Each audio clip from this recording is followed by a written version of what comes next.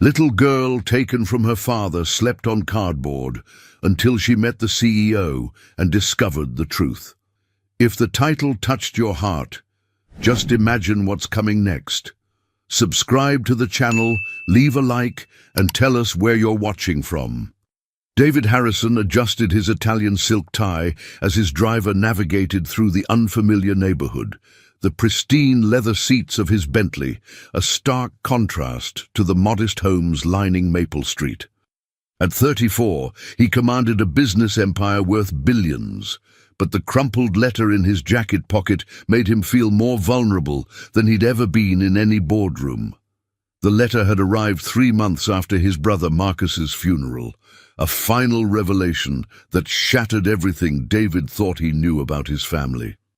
Marcus, his younger brother by 2 years, had always been the rebellious one, the dreamer who chose art over ambition. Their relationship had grown distant after their parents' death, reduced to holiday cards and occasional phone calls that grew increasingly rare. "David, if you're reading this, I'm gone. I need you to know about Madison." She's 7 now, living with Harold and Ruth Peterson at 847 Maple Street. They're good people, but they're getting old, and I worry about what will happen to her. She doesn't know about you yet, but she's your niece, and she deserves better than I could give her. I was too proud to ask for help while I was alive, but I'm begging you now, please find her, please take care of her. She's the most beautiful, innocent soul you'll ever meet, and she has our mother's eyes. The Petersons have all the documentation. I've left instructions with my lawyer. Don't let my pride destroy her future the way it destroyed ours, Marcus. David's hands trembled as he refolded the letter. A niece, Madison, 7 years old, and he'd never even known she existed. The guilt gnawed at him. If only he'd tried harder to maintain contact with Marcus, if only he'd pushed past his brother's stubborn independence. "We're here, sir," his driver announced, pulling up to a small, weathered house with peeling paint and a sagging porch. The modest 2-story home looked tired but well-maintained, with flower boxes that spoke of loving care despite limited resources. David stepped out, his handmade shoes clicking against the cracked sidewalk. He'd changed from his usual business attire into jeans and a sweater, hoping to appear less intimidating, but he still felt like an alien in this neighborhood. Children's voices echoed from nearby backyards, and the scent of someone's home-cooked dinner drifted through the evening air. His heart pounded as he approached the front door, adorned with a simple wreath made of dried flowers. Through the window he could see warm light spilling from what appeared to be a living room with mismatched but comfortable furniture.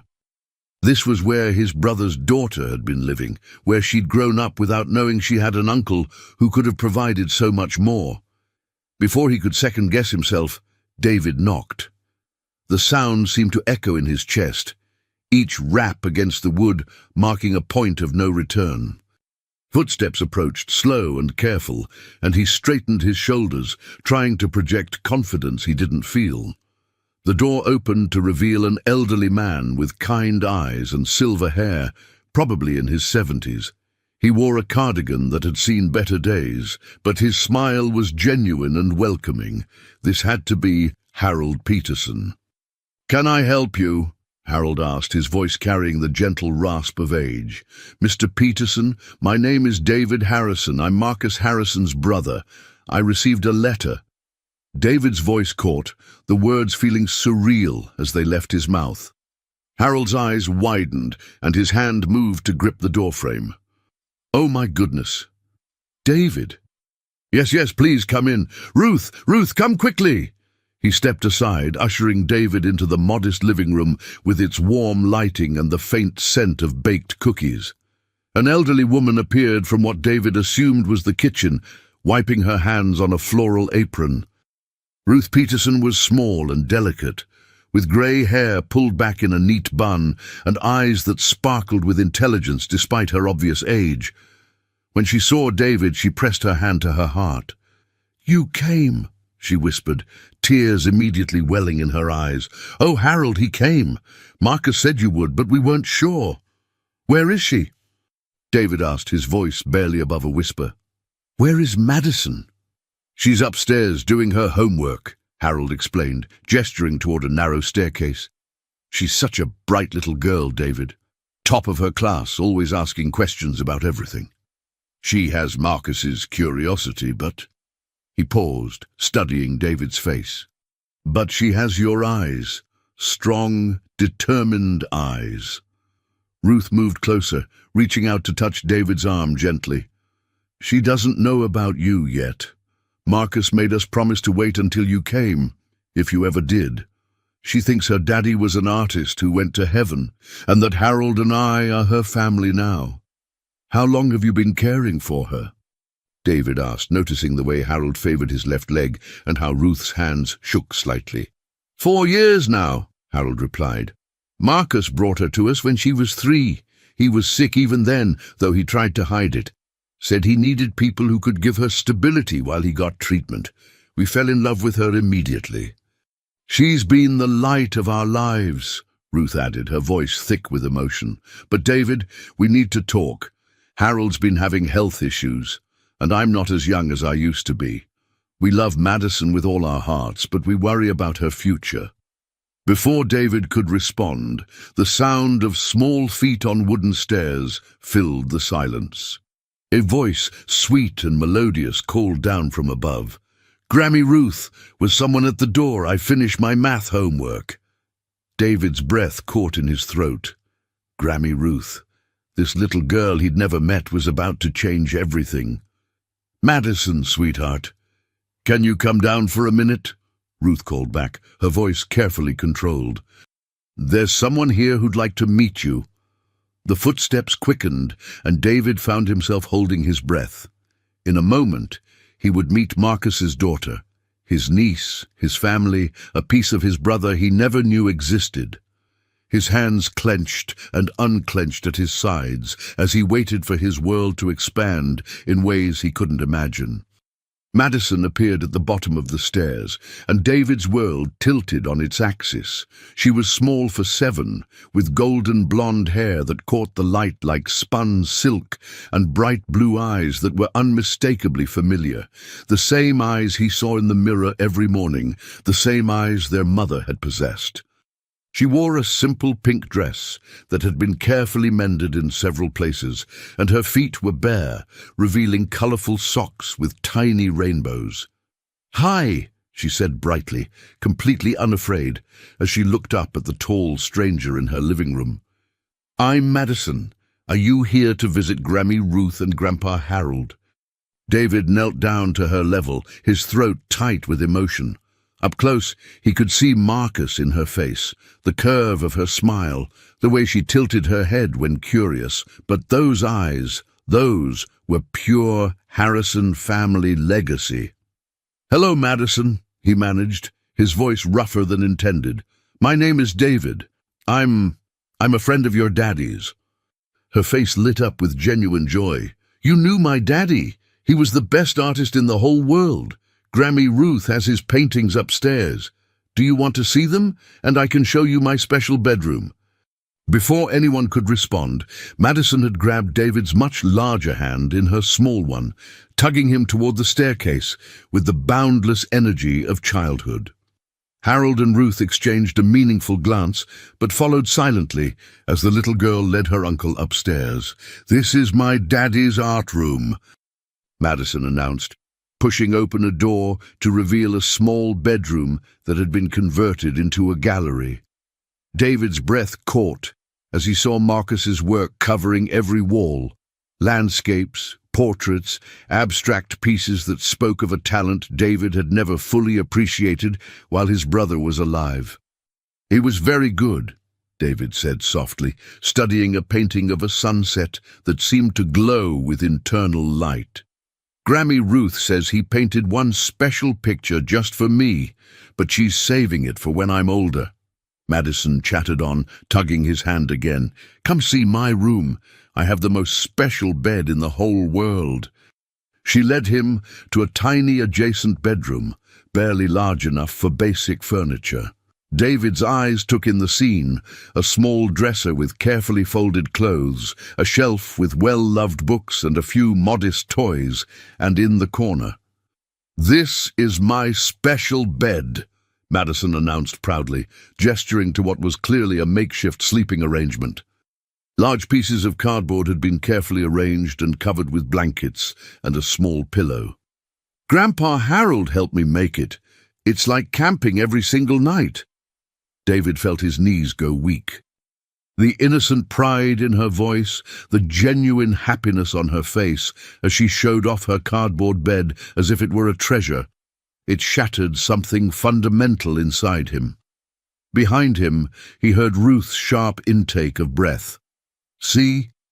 I can pretend I'm camping in the forest or on a pirate ship or even on a cloud."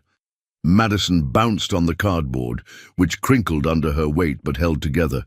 "Sometimes when it storms, I pretend I'm in a cave staying safe from dragons." "Madison, sweetheart," Ruth's voice was strained, "why don't you go get ready for your bath while I talk to Mr. David?" "Okay, Grammy, it was nice meeting you, Mr. David. Will you come visit again? Maybe next time you can tell me more stories about my daddy." As Madison skipped out of the room, humming to herself, David remained frozen, staring at the cardboard bed. The careful arrangement, the way the blankets were tucked just so, the small stuffed rabbit that clearly served as her only bedmate. It painted a picture of poverty maintained with love and dignity. "David," Harold's voice was gentle but firm, "we need to explain." They returned to the living room, where Ruth immediately began preparing tea with shaking hands. David noticed the worn carpet, the furniture that had clearly been second-hand when purchased decades ago, the way the lampshades had been carefully repaired multiple times. "How long has she been sleeping on cardboard?" he asked, his voice barely controlled. "About 6 months, Ruth admitted, settling into her chair with obvious joint pain. "Harold's disability payments were reduced, and with my medical bills, we had to sell her proper bed to pay for my heart medication." David's hands clenched into fists. "Why didn't you reach out?" "The lawyer Marcus mentioned. Didn't he leave any provisions?" Harold shook his head sadly. "Marcus had more heart than money, son. He left us what he could, but it wasn't much. His medical bills from the cancer treatment ate up everything. We've been making do, but we're not making do anymore," Ruth interrupted, her voice breaking. "Harold had another episode last week. The doctors say his heart is failing, and with my condition." She looked toward the stairs where Madison had disappeared. "We love that little girl more than life itself, but we can't give her what she needs much longer." David pulled out his phone, his business instincts kicking in even as his heart broke. "I'm calling my lawyer. Tonight. We're going to fix this." "David, wait," Harold said urgently. "It's not that simple. Madison doesn't know about you, about Marcus having family. She's been through so much change already. If you're going to be part of her life, it has to be done carefully. She's not a problem to be solved with money." The rebuke stung, because it was accurate. David was already thinking in terms of solutions and resources, rather than the emotional needs of a traumatized child. He put his phone away and ran his hands through his hair. "You're right. I'm sorry. Seeing her like that, so happy with so little, while I have more than I could spend in 10 lifetimes. She's happy because she's loved," Ruth said firmly. "Money can't replace that, David. But love and security together, that's what she really needs." Over the next hour, Harold and Ruth shared Madison's story. How Marcus had brought her to them as a toddler, already sick but trying to hide it. How they'd watched her grow from a scared little girl into a bright, curious child who brought joy into their aging home. How they'd struggled to provide for her, while dealing with their own declining health, always putting her needs first, even when it meant sacrificing their comfort. "She asks about other children sometimes," Ruth confided. "Wonders why she doesn't have birthday parties like the kids at school, why she can't join the soccer team or take dance lessons. We've tried to explain that some families are different, but she's getting old enough to notice the differences. What does she know about Marcus? David asked.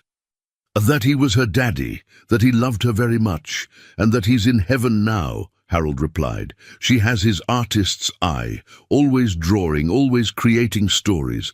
But she doesn't know anything about your family, about the business empire you've built, about the life she could have. David looked around the modest living room again, seeing it through new eyes.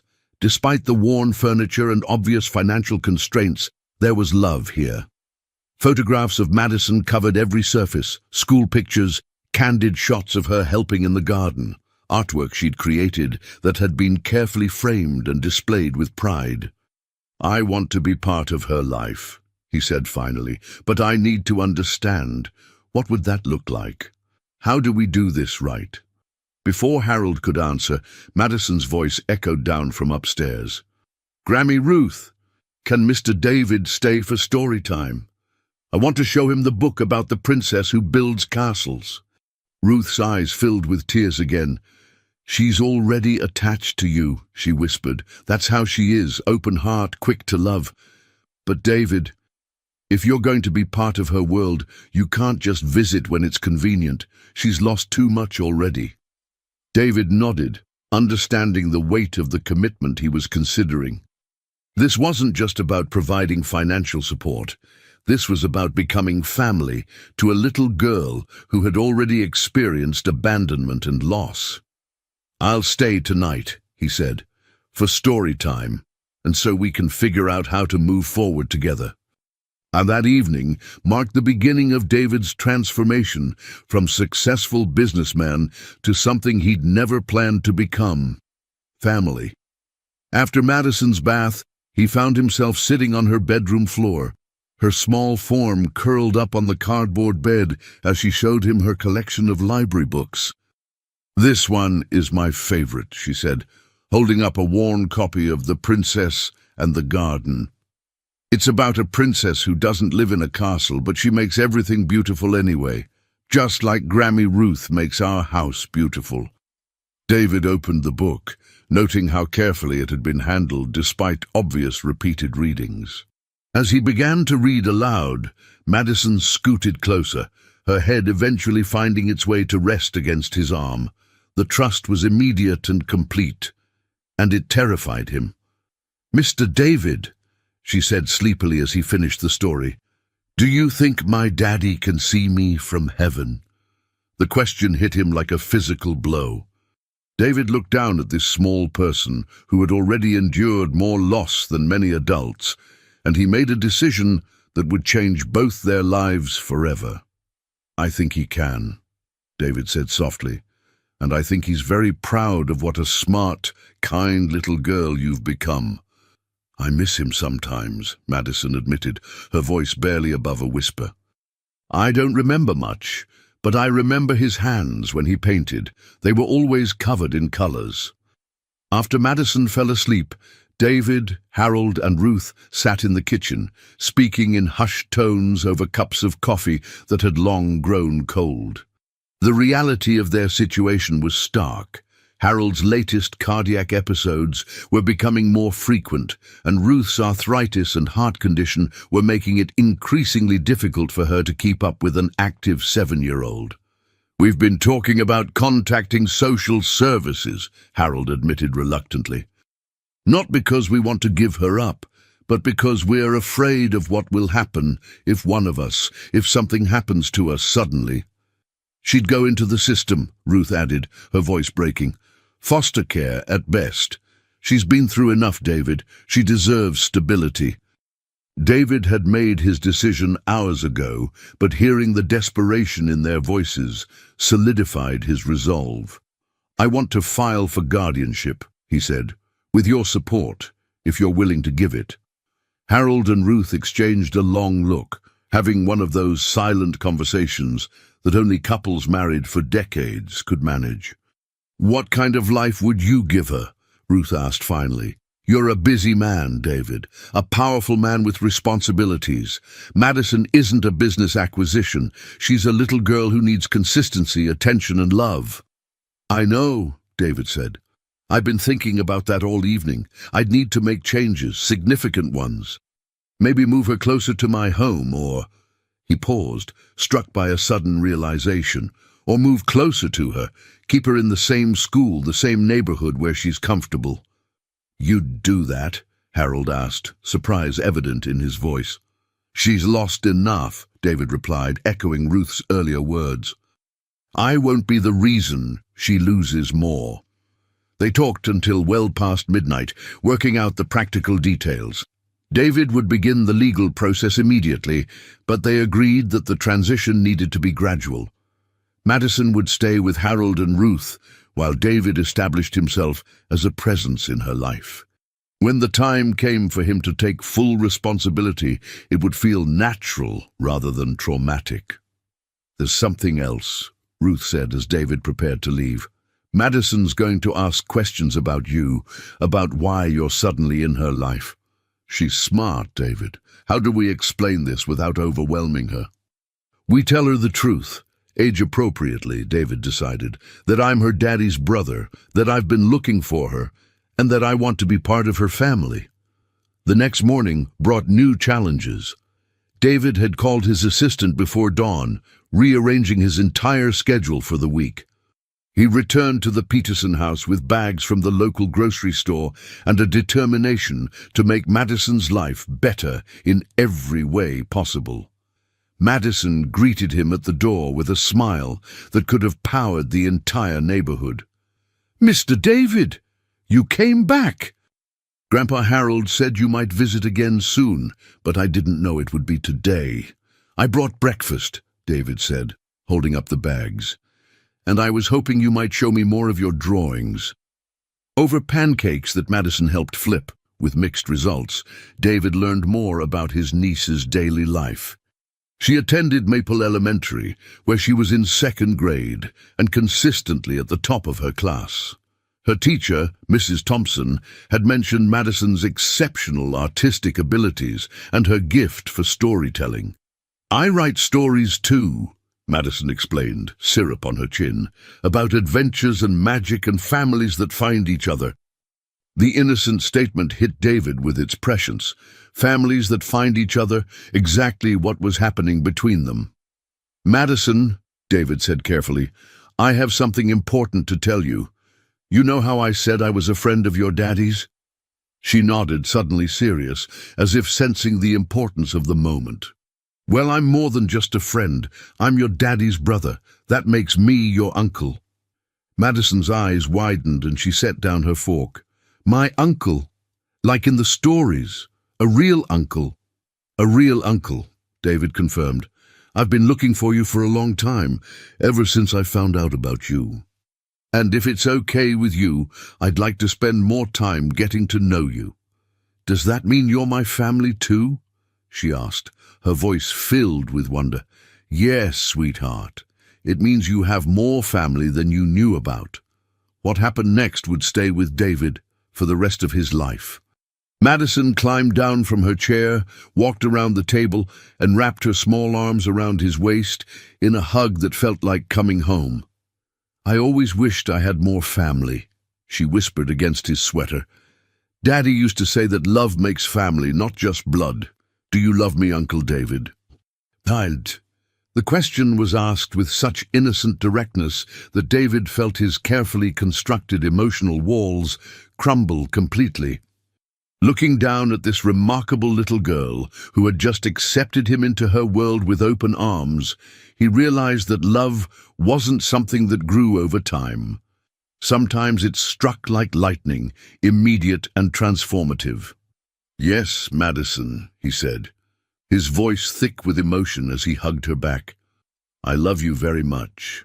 From the kitchen doorway, Harold and Ruth watched the scene with tears in their eyes, knowing they were witnessing the beginning of something beautiful, the formation of a new family built on love, loss, and the courage to start over. The rest of that morning unfolded like a dream David never knew he wanted. Madison insisted on showing him her entire world, her collection of smooth stones from the backyard, her library books stacked carefully by reading level, the small garden patch where she and Ruth grew tomatoes and sunflowers. Each revelation was presented with the kind of proud ownership that only children possess, as if she were sharing state secrets. "And this is where I practice my letters," Madison announced, leading David to a corner of the living room where a child-sized desk sat beneath the window. The surface was covered with carefully practiced alphabet sheets and drawings of houses with elaborate families standing in front of them. David noticed that in every drawing, the families had at least 4 people, sometimes more. "You're an excellent artist," David said, studying a picture of a house with smoke curling from the chimney and flowers lining the walkway. "Just like your daddy." Madison beamed at the comparison. "Grammy Ruth says I have artist eyes.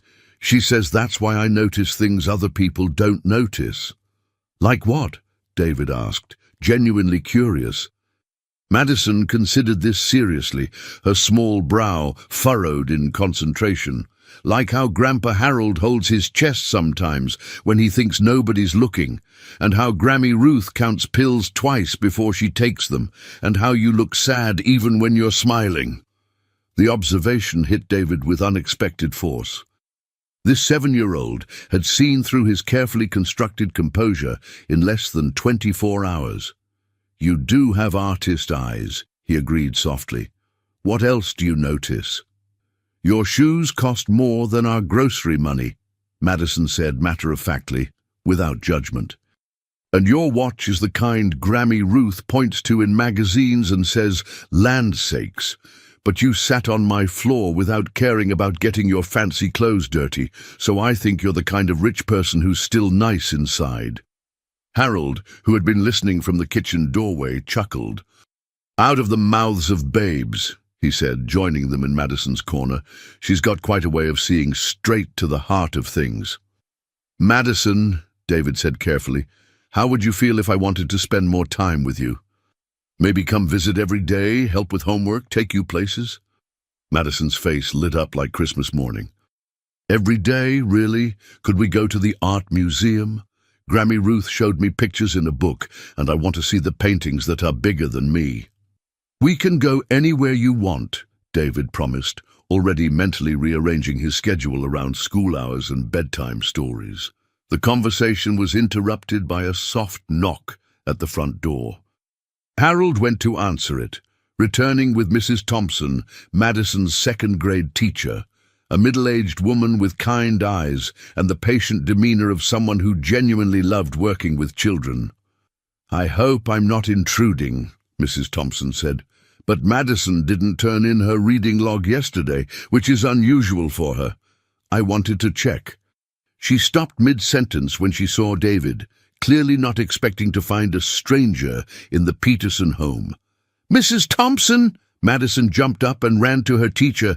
"This is my Uncle David. He's my daddy's brother, and I just found out about him yesterday, and he's going to take me to see big paintings." Ms. Thompson's expression shifted from surprise to something more complex, a mixture of relief and concern that David was beginning to recognize as the look adults gave when they realized Madison's situation was more complicated than it appeared. "Your uncle," Mrs. Thompson repeated, looking between David and Madison. "How wonderful that you've connected with family, Madison." David stood, extending his hand. "David Harrison. I apologize for the confusion. This is all very new for all of us." "Harrison," Mrs. Thompson repeated, and David saw the moment recognition dawned. "David Harrison, as in Harrison Industries?" "Harrison." "Yes," David confirmed, wondering how his business reputation would affect Madison's teacher's perception of this situation. Mrs. Thompson's demeanor shifted to something more formal. "Mr. Harrison, might I speak with you and the Petersons privately for a moment?" Madison, sensing adult conversation coming, sighed dramatically. "I'll go work on my reading log," she announced, "but I want to hear about the museum trip when you're done talking about grown-up stuff." Once Madison was settled at her desk with her book, Mrs. Thompson spoke in low, careful tones. "Mr. Harrison, I need to understand what's happening here. Madison is one of my brightest students, but she's also shown signs of adjustment issues. She's very mature for her age, sometimes too mature. She worries about things children shouldn't have to worry about." "What kind of things?" David asked, though he suspected he knew the answer. "Money, mostly. She's mentioned several times that she doesn't want to be expensive. Last month, she turned down a field trip because she said it cost too much. When we have classroom parties, she always brings something homemade instead of store-bought, and she's very careful about using supplies, as if she's worried about waste." David felt his heart constrict. Madison had learned to make herself small, to minimize her needs, to avoid being a burden. How many 7-year-olds worried about being too expensive? "There's something else," Mrs. Thompson continued. "Madison talks about her family differently than other children. She's very protective of the Petersons, almost parental in how she describes taking care of them. When Harold had his episode at school pickup 2 weeks ago, Madison was the one who stayed calm and told me to call Ruth. She has their medical information memorized." Harold's face flushed with embarrassment and guilt. "She shouldn't have to carry those burdens," he said quietly. "No child should," Mrs. Thompson agreed, "but Madison has adapted by becoming incredibly responsible and self-sufficient. The question is, Mr. Harrison, how will this change affect her? She's built her identity around being helpful and undemanding. If her circumstances change dramatically..." David understood the implication. Madison might struggle with receiving care and attention after years of learning to minimize her own needs. "What would you recommend?" David asked. "Consistency, patience, and understanding that she may resist help initially. Madison has learned to find security in being needed rather than in being cared for. Changing that pattern will take time." After Mrs. Thompson left, David found himself observing Madison with new eyes. She approached him with her completed reading log, but instead of simply showing her work, she asked if he wanted her to read aloud to him. "Would you like me to read to you?" David offered instead. Madison looked surprised by the suggestion. "Don't you have important work to do?" "You are my important work," David replied, settling beside her on the small couch.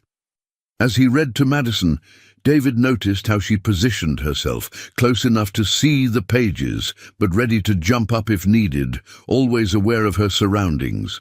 She listened intently, but also kept one ear tuned to the sounds from the kitchen, where Ruth was moving more slowly than usual. "Uncle David," Madison said during a pause in the story, "are you going to change things?" The question was loaded with more meaning than a 7-year-old should have to convey. "Some things will change," David said honestly, "but not the important things. You'll still live here with Grammy Ruth and Grandpa Harold. You'll still go to the same school, have the same friends, but maybe you won't have to worry about some of the things you've been worrying about." "Like money?" Madison asked with characteristic directness. "Like money," David confirmed. Madison was quiet for a long moment, processing this information. "Will Grammy Ruth and Grandpa Harold still need me to help them?" David understood now that Madison's sense of purpose was tied to being useful, being needed. Taking that away would be like removing a foundation stone. "They'll always need you, sweetheart," David assured her, "but maybe they won't need you to worry so much. There's a difference between helping because you love someone and helping because you have to." "What's the difference?"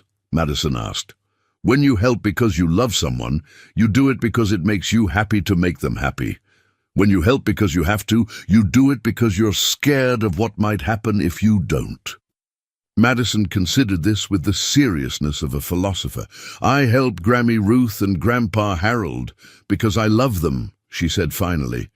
"But sometimes I also help because I'm scared they might get too tired and not be able to take care of me anymore." The honest admission broke David's heart.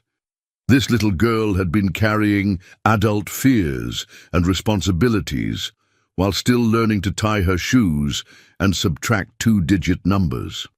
"Madison," David said gently, "part of my job as your uncle is to make sure you don't have to be scared about things like that anymore.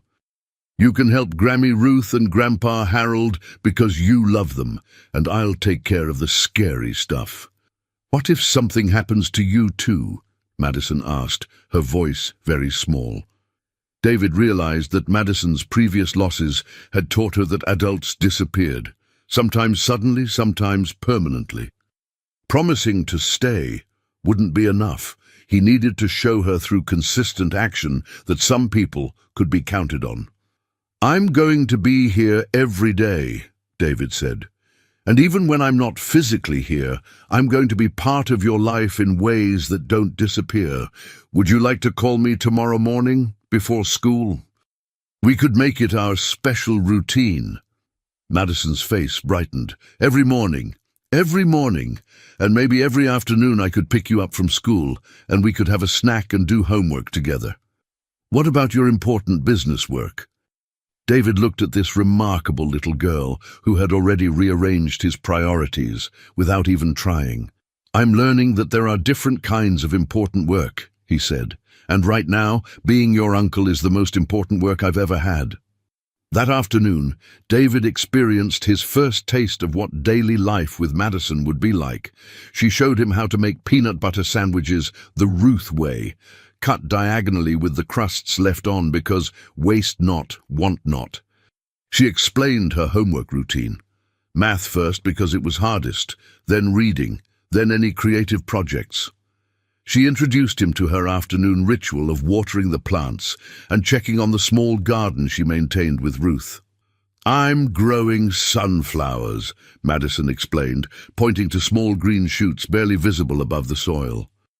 "Grammy Ruth says they'll be taller than me by summer. Do you think you'll still be here when they bloom?" "Wild horses couldn't keep me away," David promised, meaning it more than he'd ever meant anything. As the afternoon wore on, David found himself marveling at Madison's small rituals and routines. She approached everything with deliberate care, folding her school clothes just so, arranging her library books in order of preference, setting out her clothes for the next day before beginning her bedtime routine. "She's always been like that," Ruth observed, watching Madison organize her backpack for tomorrow. "Everything in its place, everything planned ahead. It's partly her personality, but partly." She didn't finish the sentence, but David understood. Madison had learned that chaos meant insecurity, that small controls helped manage big uncertainties. "Grammy Ruth," Madison called from the living room, "is it okay if Uncle David stays for dinner again? I want to show him how I help cook." David looked questioningly at Ruth, who smiled and nodded. "She's been asking for weeks if we could have company for dinner," Ruth whispered. She wanted to show someone how grown up she's gotten at helping in the kitchen. Dinner became another revelation. Madison knew where everything was kept, how Ruth liked the table set, which foods needed to be cut smaller for Harold's easier chewing.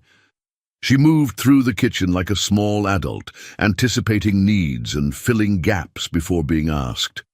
"Madison," David said as they worked together to clear the dishes, "you're an amazing helper. But you know it's okay to just be a kid sometimes too, right?" Madison looked puzzled by the concept.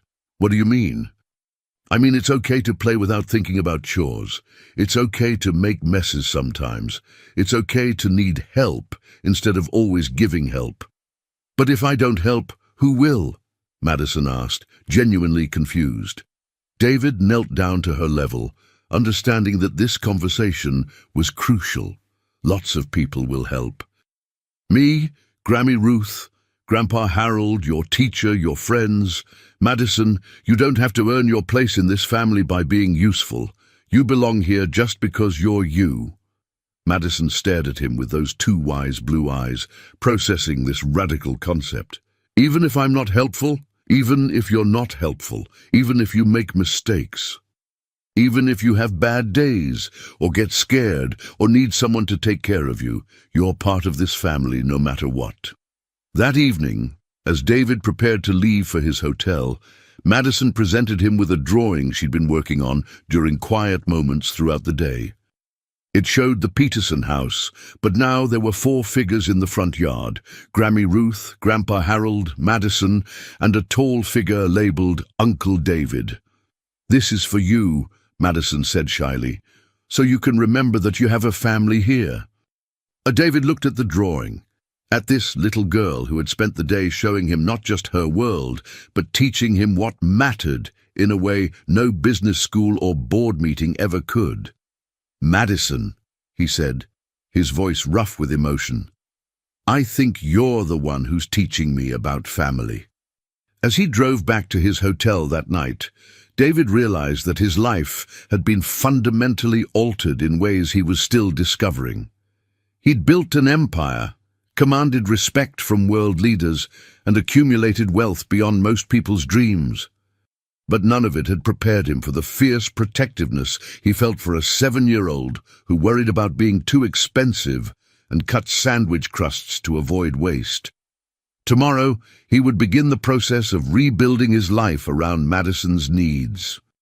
But tonight, he fell asleep holding her drawing and planning their trip to see paintings bigger than her, understanding for the first time that some acquisitions couldn't be measured in dollars, and some successes couldn't be quantified in quarterly reports. But even as David held his niece's artwork and made silent promises about the future he would give her, none of them could have predicted the challenges that lay ahead, or the unexpected person who would soon join their expanding family circle and change everything once again. 3 weeks into what had become David's new routine of daily visits to Maple Street, reality arrived in the form of Victoria Chen, a social worker from the Department of Children and Family Services.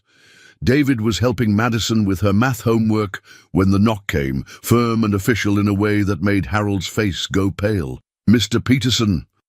Victoria introduced herself, her professional smile not quite masking the concern in her dark eyes. She was perhaps 30, with an air of competence that spoke of someone who'd seen too much in her line of work. "I'm here regarding Madison Harrison. We received a report about her living situation." David stood slowly, his business instincts kicking in even as his heart sank. Someone had called social services, a neighbor, a teacher, someone who'd noticed the changes in the household as he'd become a regular presence. "Uncle David, who is the lady?" Madison asked, looking up from her worksheet with curious eyes. Over the past 3 weeks, she'd taken to calling him Uncle David with such natural ease that it broke his heart every time. "Madison, sweetheart, why don't you go help Grammy Ruth in the kitchen?" David suggested gently, but Victoria shook her head. "Actually, I'd like Madison to stay if that's all right. Children often provide the most honest perspective on their own situations." Victoria settled into Harold's worn armchair, pulling out a tablet and a file thick with documents. "Madison, I'm Victoria.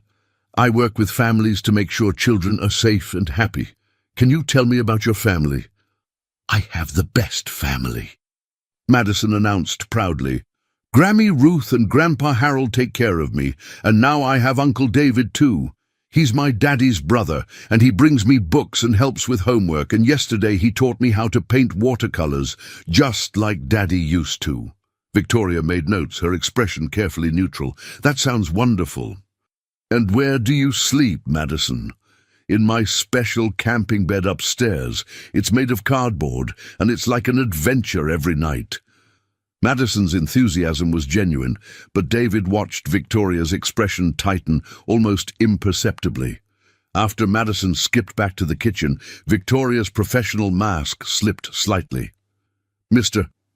Harrison, and it is Mr. Harrison, correct? The billionaire CEO David Harrison." "Yes," David admitted, unsure whether his wealth would help or hurt in this situation. "And you're just now discovering your 7-year-old niece who's been sleeping on cardboard for 6 months?" Victoria's tone remained professional, but the judgment was clear. Can you explain why a man of your resources wasn't aware of this child's existence? What followed was the most difficult conversation of David's life. He explained about Marcus's pride, their estranged relationship, the letter that arrived 3 months after the funeral. Victoria listened, occasionally interrupting with pointed questions about legal guardianship, financial support, and David's intentions. Mr. Harrison, I need to be direct. Madison is currently in an unstable situation. Mr. and Mrs. Peterson are wonderful people, but they're elderly and dealing with serious health issues.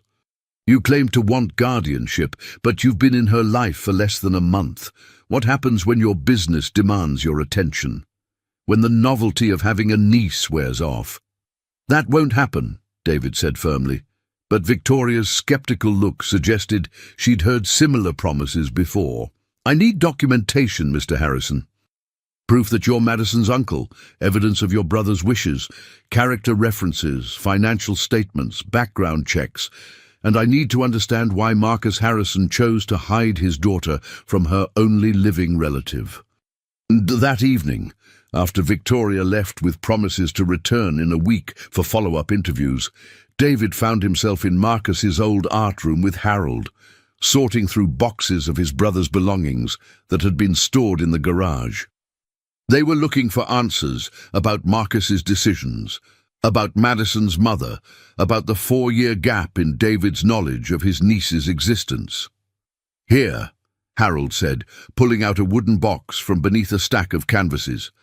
Marcus asked me to keep this safe, said if anything happened to him, it might be important someday. Inside the box were documents, photographs, and several more letters in Marcus's familiar handwriting. David's hands shook as he opened the first envelope, addressed simply, "For David, if he ever asks about Sarah." Sarah, Madison's mother, had a name. David, if you're reading this, you probably want to know about Sarah Mitchell. She was beautiful, David, inside and out. An art teacher at the community college where I was taking classes. We fell in love fast and hard, the kind of love that felt like it could conquer anything. When she got pregnant with Madison, we were terrified but happy. We were going to get married after the baby came, start our family properly. But childbirth complications took her from us. She died holding Madison for just 10 minutes, long enough to name her, long enough to make me promise I'd give our daughter the best life possible. I was 26, David, with no money, no career, and a newborn daughter who'd already lost her mother. I thought about calling you then. I thought about it every day for months, but every time I picked up the phone, I remembered how you looked at me the last time we fought, like I was a failure, like I'd never amount to anything. How could I admit that I needed help? How could I prove that I was capable of being a father when I couldn't even take care of myself? I spent Madison's first 3 years trying to make it work alone. I took whatever jobs I could find, painted houses and portraits for grocery money, moved from apartment to apartment when I couldn't make rent.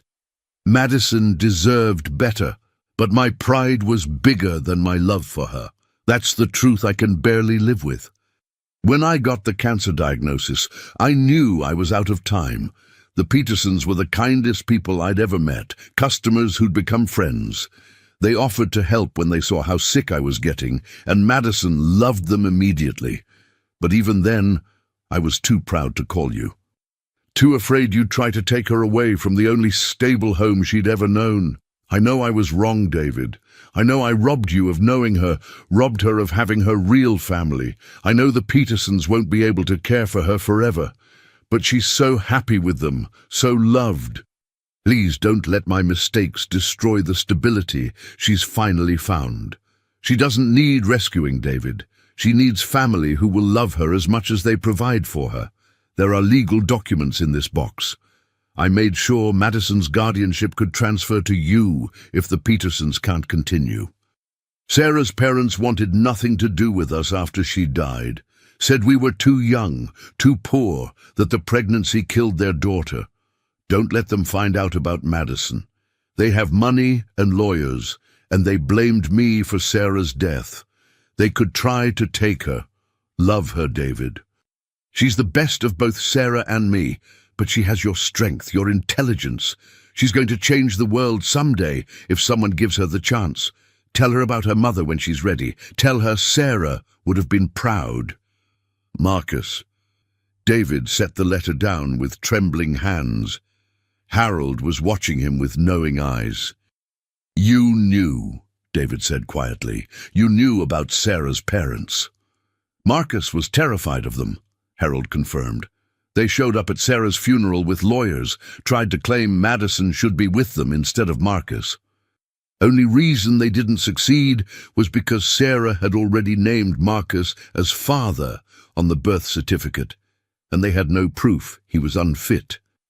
Are they still alive? Still a threat? Sarah's mother died 2 years ago, but her father, Richard Mitchell, is very much alive. He's a federal judge, David. Rich, powerful, and he never forgave Marcus for what he saw as corrupting his daughter. If he finds out, Madison exists. The conversation was interrupted by Madison's voice from the kitchen. Uncle David, Grammy Ruth says you're staying for dinner. Can we have pancakes again? David looked at the legal documents spread before him, at the photographs of a young woman with Madison's smile holding a newborn baby, at the evidence of his brother's love and devastating pride. Tomorrow he would call his lawyers. Tomorrow he would begin the process of legal guardianship and background checks and proving himself worthy of caring for his niece. But tonight he would have pancakes with his family and pretend that love was enough to solve everything, because Madison's happiness in this moment mattered more than the battles that lay ahead. Victoria returned a week later with a full team, another social worker, a child psychologist, and a family court representative. David had spent the intervening days building his case with the precision he usually reserved for corporate acquisitions, but this felt infinitely more important and terrifying. He'd moved into a hotel nearby rather than commuting from his penthouse apartment, wanting to be available for Madison's school pickup and bedtime stories. His assistant had been fielding increasingly urgent calls from board members, wondering why their CEO had suddenly become unreachable most evenings. Mr. Harrison, Victoria began, settling into the Petersons' living room with her clipboard and tablet. We've completed your background checks and financial assessments.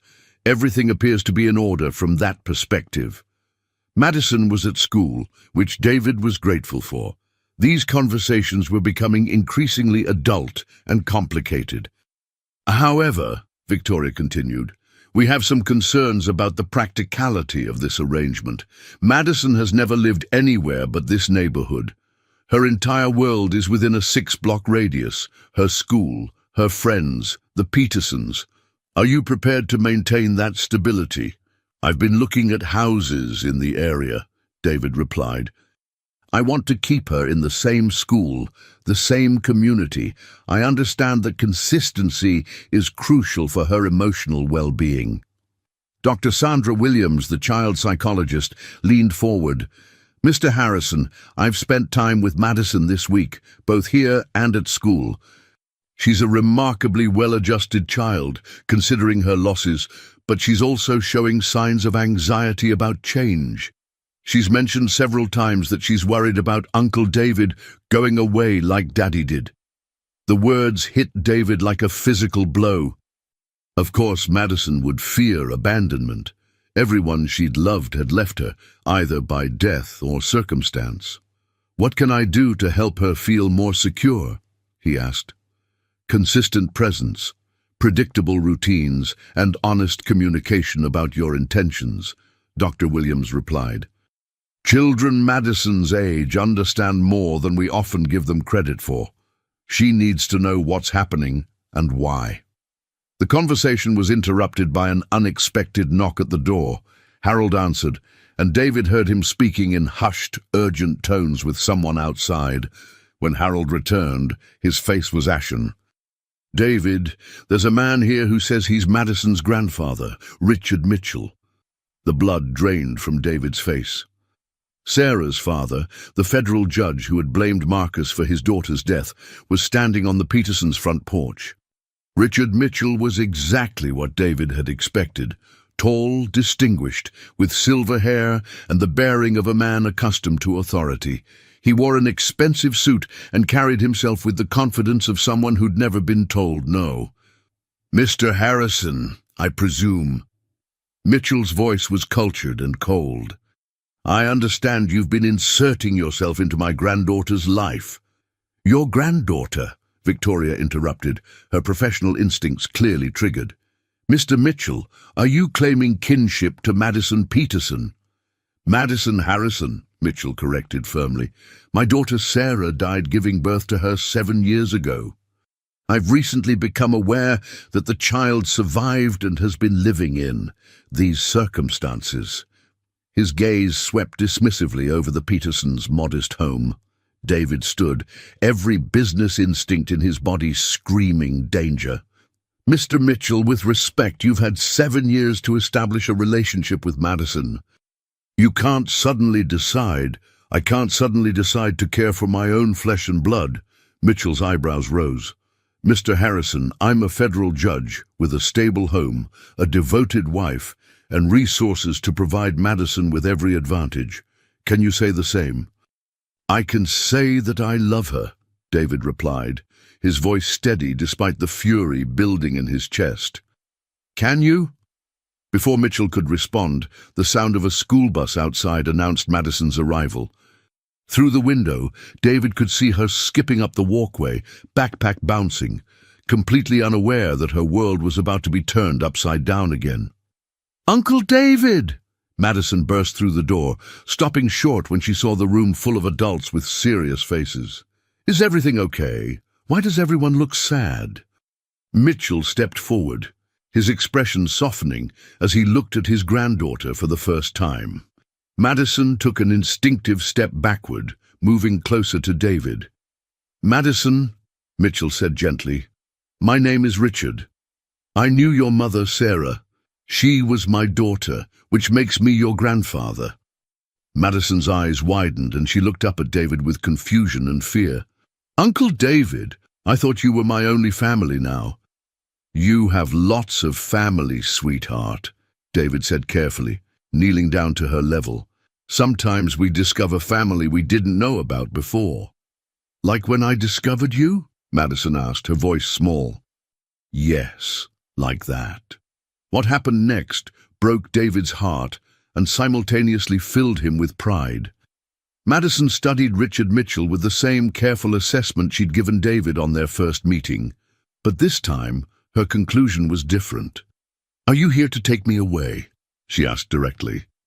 Mitchell looked surprised by the question's directness. "I'm here to make sure you're being taken care of properly, Madison. You deserve the very best." "I have the best," Madison replied firmly. "I have Grammy Ruth and Grandpa Harold and Uncle David. They love me, and I love them. Are you going to love me too, or are you just going to take care of me?" The distinction between loving and taking care of struck everyone in the room silent. Even Victoria looked impressed by the 7-year-old's emotional intelligence. Over the next 2 hours, tensions escalated and de-escalated as Mitchell made his case for custody. David defended his position, and Madison sat quietly drawing at the kitchen table, occasionally looking up at the adults who were discussing her future as if she wasn't there. Finally, Victoria called for a break. "This is clearly a complex situation that won't be resolved today. Mr. Mitchell, you'll need to file proper paperwork if you want to pursue custody. Mr. Harrison, your guardianship petition is still being processed. In the meantime, Madison stays where she is, with the Petersons." After Mitchell left, with promises to return with lawyers, Madison climbed into David's lap, something she'd started doing when she needed comfort. "Uncle David, I don't want to go live with the man who doesn't smile," she said quietly. "He looks at me like I'm something broken that needs fixing." "You're not broken, sweetheart," David assured her. "You're perfect exactly as you are." "Will you fight for me?" Madison asked. "Like in the princess stories, where the prince fights the dragon to save the princess?" David looked down at this remarkable little girl who had already become the center of his world, who had taught him that love wasn't something you fell into gradually, but something that struck like lightning and changed everything in an instant. "Yes," he promised, "I'll fight for you. We're family, Madison, and families protect each other." That night, after Madison was asleep, David sat in Marcus's art room with Harold, Ruth, and Victoria, who had stayed to discuss the legal realities they were facing. "Richard Mitchell has advantages," Victoria said bluntly. "He's a federal judge. He has an impeccable reputation, and he can provide material advantages you can't match, Mr. Harrison. What advantages could he possibly provide that I can't?" David asked, confused. "Stability," Ruth said quietly. "You're a bachelor, David. You travel for business, you work long hours, you have no experience raising children. Mitchell has been married for 30 years, has raised children, and has a lifestyle that courts consider ideal for child rearing." "But Madison doesn't want to go with him," David protested. "The courts don't always prioritize what children want over what they think children need," Victoria replied, "and Mitchell hasn't shown his true colors yet. He was restrained today, probably because we were here. But federal judges don't get where they are by being gentle, David. If he wants Madison, he'll play to win." The room fell silent as the implications sank in. David might lose his niece, not because he couldn't provide for her, but because the legal system valued traditional family structures over emotional bonds. "There is one factor that might help," Victoria said slowly, as if reluctant to bring it up.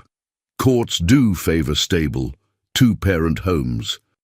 If you were married, or even seriously partnered with someone who could provide a maternal figure—" "I can't get married just to win a custody case," David said immediately. "No," Victoria agreed, "but if you happen to already be in a serious relationship, that would strengthen your position considerably." "Does she?"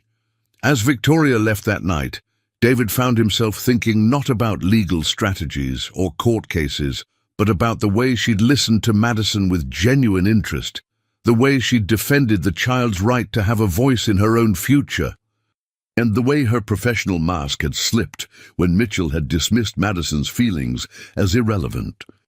Victoria Chen wasn't just fighting for Madison as a social worker, she was fighting for her as someone who genuinely cared. And as David watched her taillights disappear down Maple Street, he realized that the solution to his legal problem might also be the answer to something he hadn't even realized he'd been looking for: a partner who understood that love and family came in many forms, and that sometimes the most important battles were fought not in boardrooms, but in modest living rooms, where little girls slept on cardboard and dreamed of families that would never leave them. The custody hearing was scheduled for 3 weeks later, and David spent every available moment preparing his case while trying to maintain normalcy for Madison. What he hadn't expected was how naturally Victoria had become part of their daily routine. She'd started dropping by for follow-up visits that stretched into dinner, helping Madison with homework, and staying for bedtime stories. David found himself looking forward to these visits, not just because Victoria was Madison's advocate, but because she brought a warmth and understanding to their unusual family dynamic that felt essential. "Uncle David," Madison said one evening as Victoria helped her with a school project about family trees, "is Victoria going to be part of our family too?" David and Victoria exchanged glances over Madison's head, both aware of the growing connection between them, but uncertain how to address it with everything else at stake. "Would you like that?" Victoria asked gently. "Yes," Madison replied without hesitation. "She makes you smile differently than before, and she understands about families that aren't regular families." 2 days before the hearing, Richard Mitchell made his final play. He arrived at the Peterson house with a social worker from his own jurisdiction and a child psychologist he'd hired privately. "This is unconscionable," he declared, looking at Madison's cardboard bed, which David had deliberately left unchanged until the legal situation was resolved. No child should be living like this when alternatives exist. Madison, who had been coloring at her small desk, looked up with the serious expression she wore when adults were discussing important things she didn't fully understand. "Mr. Mitchell," she said politely, "would you like to see my drawings of my family?" Before he could respond, Madison had spread out several pictures she'd been working on.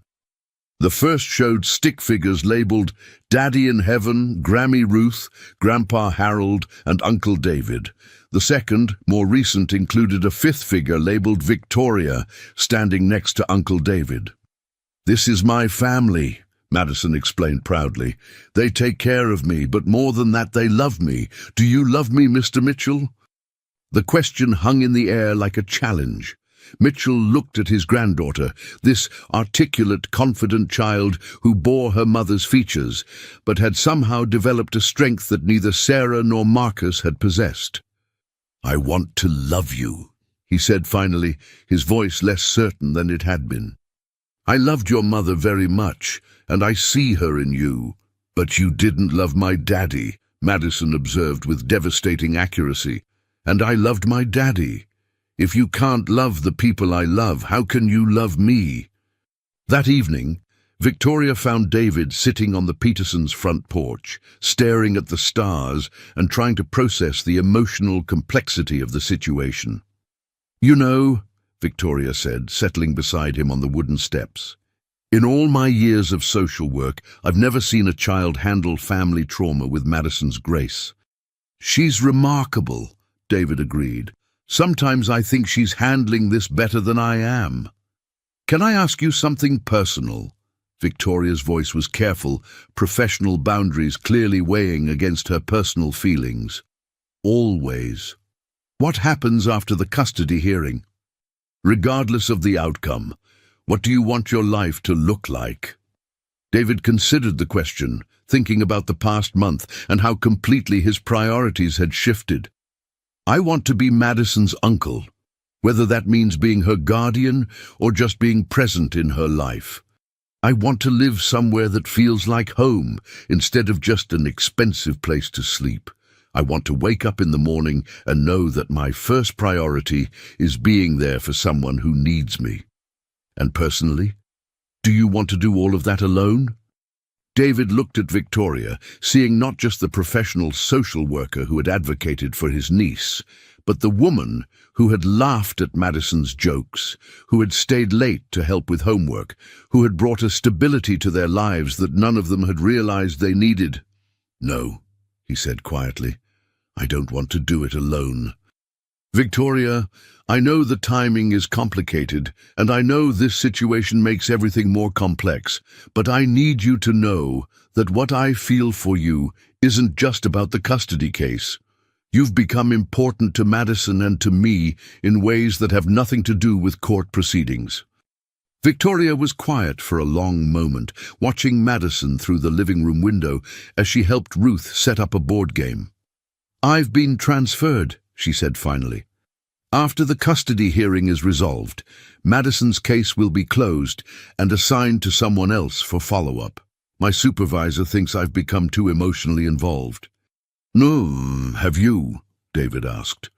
"Yes," Victoria admitted, "completely and unprofessionally. I care about Madison as if she were my own daughter, and I care about you as more than just a client. If we lose the hearing, if Mitchell gets custody, I don't know how I'll handle saying goodbye to either of you." David reached for her hand, finding it warm and steady in his. "Then let's make sure we don't lose." The custody hearing took place in a sterile conference room that felt nothing like the warm, loving environments where Madison had grown up. Judge Patricia Hernandez presided, with lawyers for both David and Richard Mitchell presenting their cases.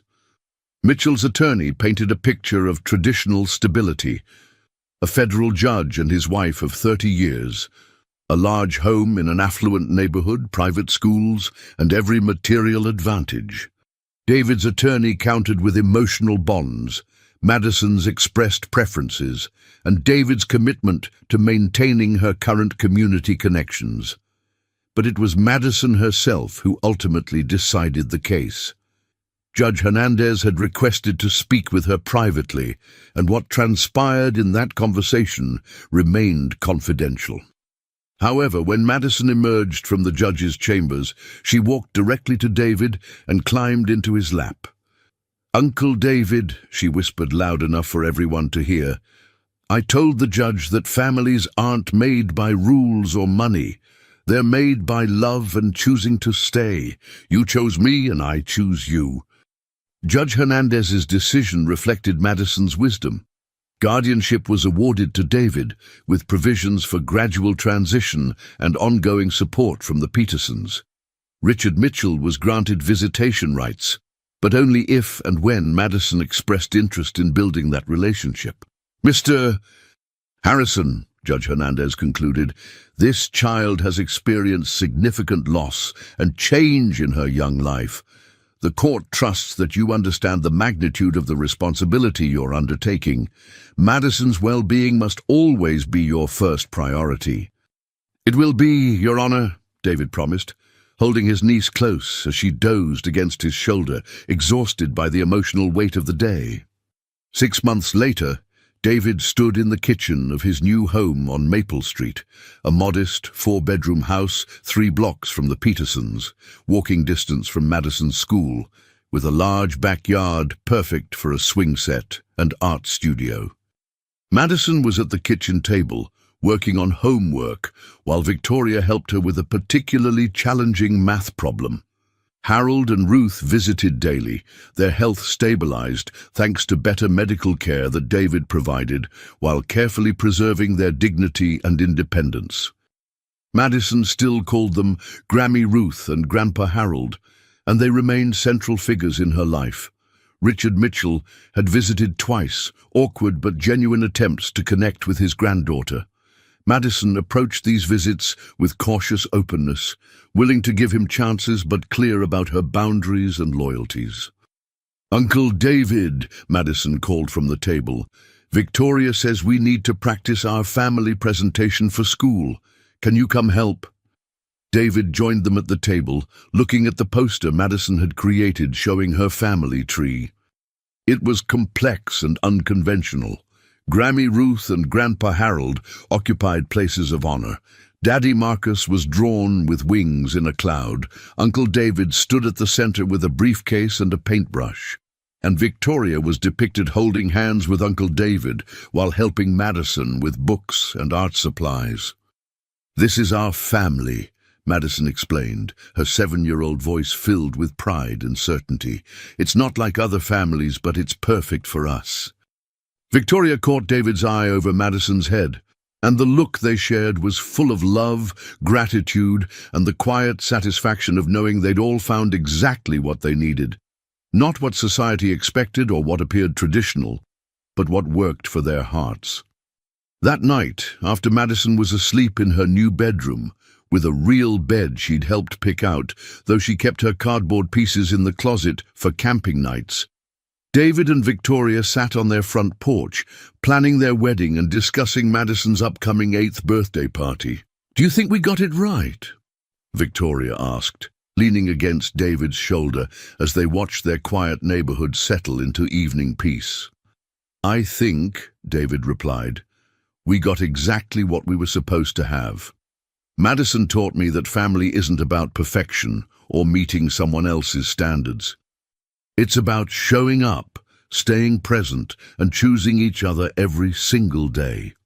Inside the house, Madison slept peacefully in her real bed, surrounded by family photos, her father's paintings, and the security of knowing she was exactly where she belonged.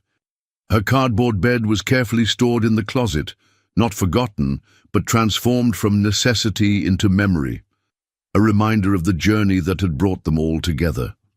The little girl who had once slept on cardboard while dreaming of family had found something even better than her dreams. She'd found home.